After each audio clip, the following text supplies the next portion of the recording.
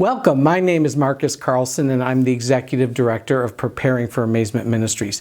This is a first in the series of installments about habits of healthy churches. These short videos we hope can be used by pastors, church staff, ministry leaders, governing boards, staff teams, various ministries to think about and reflect on church health. We will look at the principles of church health. We will look at some of the pitfalls of church health. We will use a variety of stories, and we will look specifically at the 7 habits of church health. What are the 7 habits that you can engage with and utilize to create a culture of health in your church or ministry? And so just as a way of introduction, just want to share a little bit about where we're going and the background on this. For me, church health is a deep passion. I have had over 2 decades in ministry, have served in a variety of church traditions and other ministries, and in the church have served as a full-time pastor or staff member in just about every ministry role except for worship ministry. And so for me, this is a deep passion. It's also something that comes from experience, that there have been many moments in my career where I have been a part of healthy churches and healthy organizations. There are many times in my career where I've been a part of churches or organizations that are unhealthy. Also as a leader, I have had seasons of great health as a leader and then other seasons of great unhealth. And throughout my career have aided churches with health, and perhaps sometimes, especially in my seasons of unhealth, have hindered the health of a church. And so this for me is a deep passion, but I've not perfected this. I've not perfected this as a person, as a ministry leader, as a consultant, as a pastor. But for us as a ministry, for Preparing for Amazement Ministries, one of our areas of emphasis is church and leader health. And when we think about church and leader health, we want to simply empower and equip churches and their leaders for lasting and transformational health. And so health really, really matters. Before we dive into the habits, though, I want to talk about some of the current nature of what's going on in the church and some of the key principles as it relates to health. So as we begin, 3 key realities. First and foremost, health trumps everything. Health trumps everything. Leadership guru Patrick Lencioni wrote several books. One of them called The Advantage. He basically, the premise of the book is this, that organizational health trumps everything. That the health of an organization trumps its staffing, its resources, its market share, its location. And as we began to think about this principle for churches and for ministries, but especially for the church, we realized that this was true with kind of an addendum. And so our corollary, if you will, to this principle is outside of the work of God through the gospel, health trumps everything. Outside of the work of God through the gospel, health trumps everything in churches and in leaders. Health trumps education. Health trumps position. Health trumps resource. That outside of the work of God through the gospel, health trumps everything. Secondly, healthy things grow.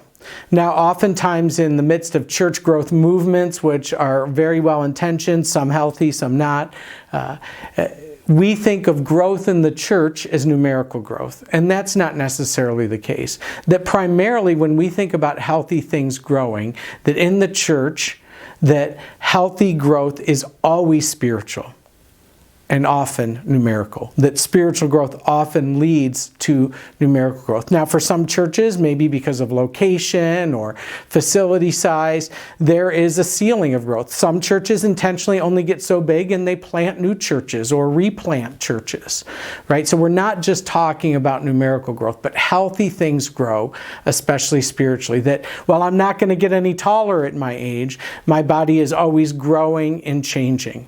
Healthy things grow, and the pace of that varies. A third, nobody wants to be a part of something that's unhealthy.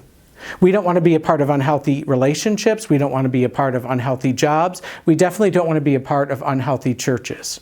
You know, sometimes we're stuck in relationships and we're sometimes stuck in jobs, but in churches we have a choice. And so nobody wants to be a part of a church that is unhealthy. let's talk a little bit about the challenges we face right now.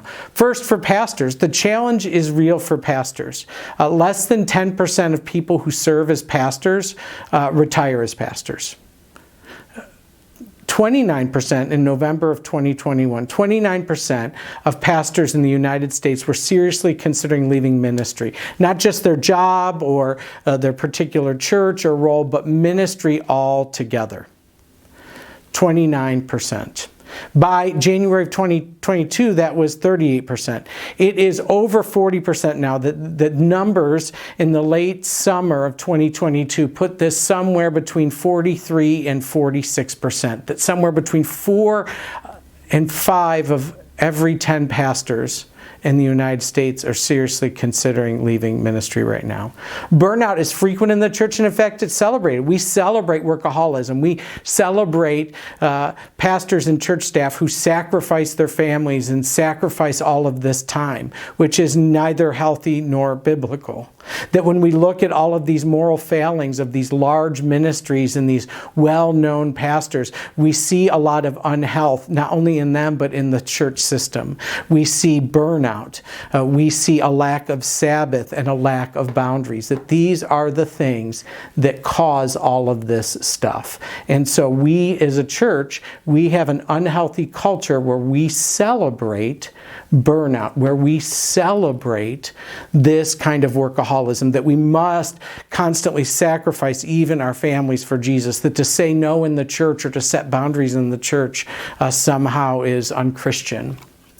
Leaders either foster toxicity or health. That I, as a leader of this ministry, that you, as a leader of your church and ministry, whether pastor, staff, or lay leader, you either foster toxicity or health. And because we're imperfect human beings, because we're selfish, because we're sinful, the reality is the default is toxicity, not health. That we either foster toxicity or health. And so this is important. The challenge is real. The challenge is also real for churches. That before COVID-19 in the United States, but this is before COVID, 70% of churches were in decline. 20% of U.S. churches were plateaued, meaning they were flat. 9% of U.S. churches were growing, but they were only growing by reaching people from other church, right? Other churches. So, First Baptist got new carpet in the sanctuary, so a bunch of people left and went to Second Baptist instead. And 1% of churches were growing through reaching new people. Now, this was pre-pandemic, right? We don't know the post-pandemic numbers. I suspect that decline is going to go up. I suspect that, reaching other people from other churches is going to go down. I think that 1% will probably stay the same.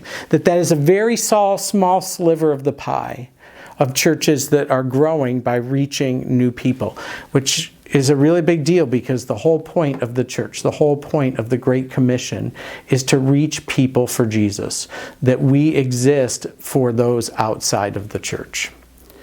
And when we talk about post-COVID in the United States, 40% of churches are at risk of closing. Most churches are seeing still less than pre-COVID attendance. And crisis is very revelatory. It accelerates, right? So we don't know what post-COVID church fully looks like, but we know that it's probably not better than pre-COVID church. And churches are certainly really struggling. So those are just some of the key principles that we start with. This is the picture of where we're at in the church. It sounds a little doom and gloom, but there is plenty of hope, and we'll get to that. In the next session, we will start defining church health, and then we will dive into some of the habits of healthy churches.